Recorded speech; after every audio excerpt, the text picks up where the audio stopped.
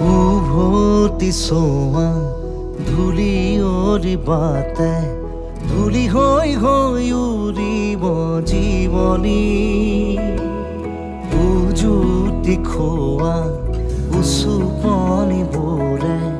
ছবি হৈ হৈ কবহি কাহিনী সময়ৰে খুটি